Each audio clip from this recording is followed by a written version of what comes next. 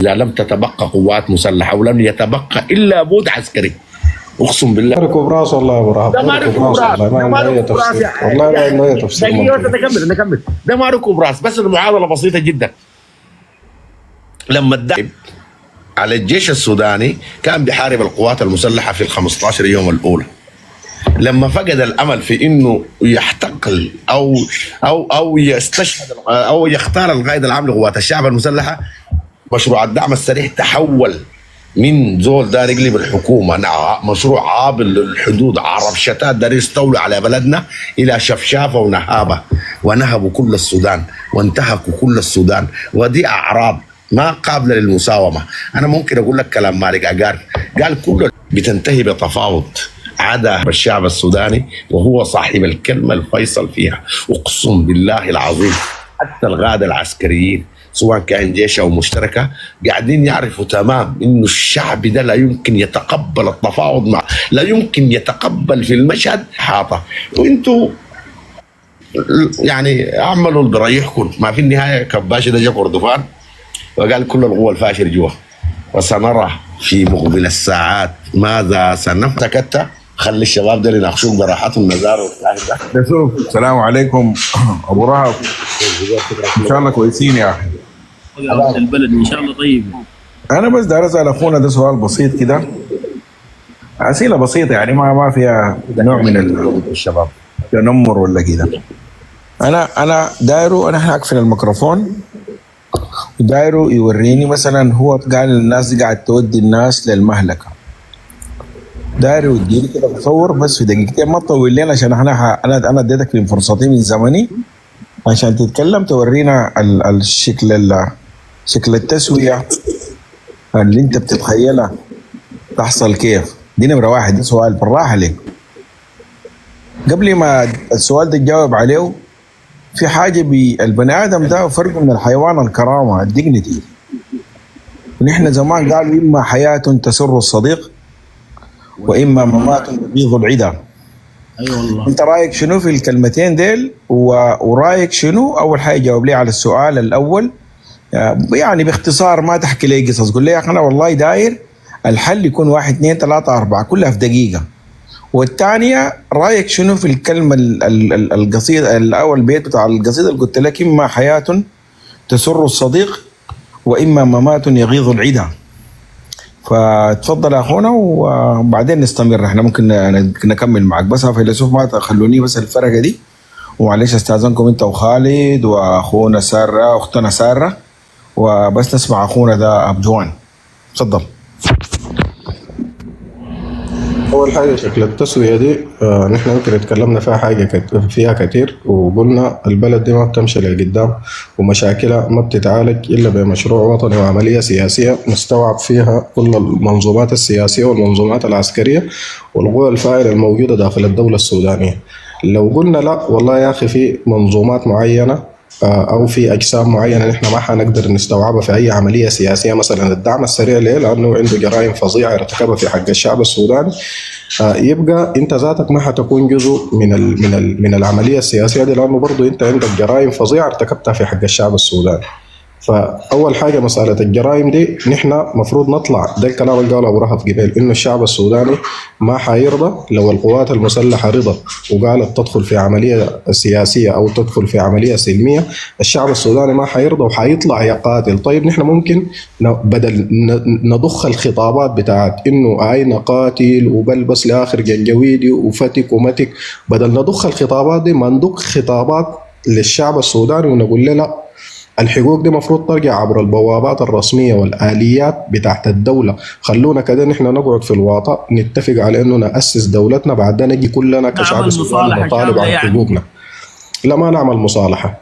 طيب. نأسس دولة دقيقة عليك الله عبر آليات الدولة. دقيقة يا ابو جوان، عض لك ليمونه كده كاهن وعليك الله مجال، عض الليمونه، امسك عض صباعك، فاهمك انا فاهمك، عض صباعك وعض يدك، اسكت استحمل لما نخليه يخلص كلامه كله، انا خليني بس معاه دقيقتين بس. طيب انه نحن نحاول ندخل او ننخرط زي ما بخاطبنا العالم والمجتمع الدولي والاقليمي، انه لابد انه القوى الفاعله الموجوده في الدوله السودانيه تنخرط في عمليه سياسيه عشان تضع حل للازمه وتعالجها، وبعد ذاك نأسس الدولة، وعبر البوابات بتاعت الدولة والآليات القضائية بتاعت الدولة كل مواطن سوداني اللي عنده حق عند البرهان يجي يشيله، واللي عنده حق عند حميدتي يجي يشيله. أما نقول للشعب السوداني لا حقك ده شيل عكازك وارح معاي نشيله كأنه نحن عايشين في غابة، معناه نحن بنضخ المزيد من الانتهاكات، معناه نحن بنضخ المزيد من معاناة الشعب السوداني، معناه نحن عليه الآلاف الماتوا وفقدناهم. ما في آلية مناسبة ولا في آلية عقلانية ولا في آلية منطقية أكثر من الآلية دي. أبو جوان أنا دقيقة خليها اسف يا ابو جوان بس للجزئية بس يا ويلي انا نازل بيت الشعر اللي انت قلته، انا نازل منكم بيت الشعر اللي انت قلته ده خليته. عزوله طوالي قاعد يجابت في جزئيه معينه، بس ده رساله في نفس الكلام ده يعني. ما في بيت الشعر برضه يا اخواننا، بيت الشعر ما في مشكله يا ابو جوان. يعني انت تفضل خليها فيلسوف يا عليك الله، ما تخرب الجلسه ما تخرب الرصه، خليهم. طيب بيت الشعر اما حياة تسر الصديق صح، واما ممات يغيظ العيدة. يلا دي ليه اما ممات؟ ليه تجاريين للموت؟ انا داير افهم يعني صراحة يعني. ما تمسكوا في تمام يا اخوي، تمام كلامك منطقي، تمام اما حياة انا الفكرة وصلتني يا ابو جوان خلاص تمام. يعني انت الفكرة وصلتني، انت تجاوزت الشق الاول من بيت الشعر وجريت طوالي للشق الثاني اما مماتهم، يعني خليت اما حياتهم وجريت لاما مماتهم. ليه يعني يا اخوان؟ ليه تمام انا حوضح لك كلامك كويس.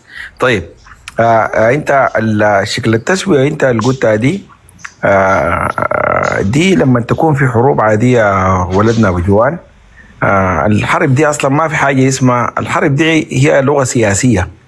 انك انت واحدة من اللغات، من لغات السياسة الحرب، انك تصل بها لنتيجة، انك تحقق بها موقف سياسي او موقف جغرافي او موقف اقتصادي. يعني عندها 3 4 حاجات او وات ايفر. نحن كمسلمين عندنا حاجه كمان دعويه، حاجه دعويه نبلغ بها دين ربنا سبحانه وتعالى، ودي نحن ما مفروض علينا حسي، لانه متاحه الميديا ومتاحه وادعو الى سبيل ربك بالحكمه والموعظه الحسنه وجادلهم التي هي احسن، والذي بينك وبينه عداوه كانه ولي حميم ولا يلقاها الا الذين صبروا ولا يلقاها الا ذو حظ عظيم. دي نحن ربنا ادانا في القران. طيب نحن كلامك التسويه اللي بتتكلم عنها دي يا ابو جوان ما بتصلح للسودان، كده خلينا منهاجم ونقعد نشتم في بعض. انت شكلك فاهمها غلط. التسويه دي لما تكون الحرب سياسيه، لكن المسائل دي خشت في ثوابت بتاعت الامه، يعني بقت ما بحارب حكومه ولا حرب سياسه، دي حرب بتاعت عمليه بتاعت تجريف ديموغرافي جا للبلد.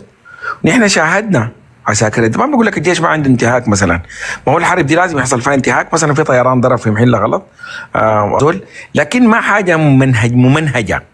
الناس بيتكلموا عن الانتهاك الممنهج، حاجه بقت مساله يعني هي intentionally بتحصل. كيف؟ دعم السريع قاعد يخش القريه اكس، الحي واي، الحي زي في السودان، بيخش بيفتح البيت انت ما هو دي ما بنقدر ننكر، لانه كان نكرتها وانت جنبي حسي انا بشب في حلقك بقرش حلقومك لو انت جنبي، انت بعيد مني. ما هو ما في زول بيقدر ينكر كلمه زي دي. انا بيخش بيصور لي بيقول لي ده بيتك، بيجي في بيت البرجوب بيعمل فيه عقد بتاع باولاده، والمرأة بتضرب للمرأة. البرجوب ده عنده المناسبة التوكيل بتاع بيركنز في السودان، بتقعد تقول لي يا ده بيتنا بعد ده، ودي هدومك ودي لبسك، والمرأة ولدت في البيت، والعقد لهم ذاته في البيت حسبوا محمد عبد الرحمن نائب البشير السابق، حقد لهم ذاته حاضر العقد في البيت في بيت البرجوب. المسألة بتاع التجريف، أول ما مشوا عليها يا أخونا أبو جواب جيبوا لها ديمقراطية ولا تأسيس، لأنه هذيك الحكومة سالون كان بيتضاربوا 10 يوم بيضربوا في القيادة، ما بيجوا تتكلم معهم. الحرب الناس أول أنت حصلت المواطن في عملية بتاع التجريف. نحن شفنا السلامات وشفنا موسى قارح وشفنا حسين شوشو وشفنا بهددونا جايين من النيجر ومن مالي، ناس ما عندهم حاجة مع الشعب السوداني عشان يقاتلوا فيه. الناس دي قاتلونا، انتهكوا أعراض، يعني اغتصبوا نساء يعني مارسوا معاهم الجنس مجبرين في الجزيرة جنبك انت ده، في جنب صراصر دي، وفي جنب فداسي، وفي جنبك هناك في السلفاب، وانت عارف القصص دي وانت عاشرتها وانت عارفها. في جنب في حلتك حصلت. بالمناسبة انا صراصر دي بعرفها كلها، من عمك صديق البشير لغاية بيتكم بينك بعرفها كلها. في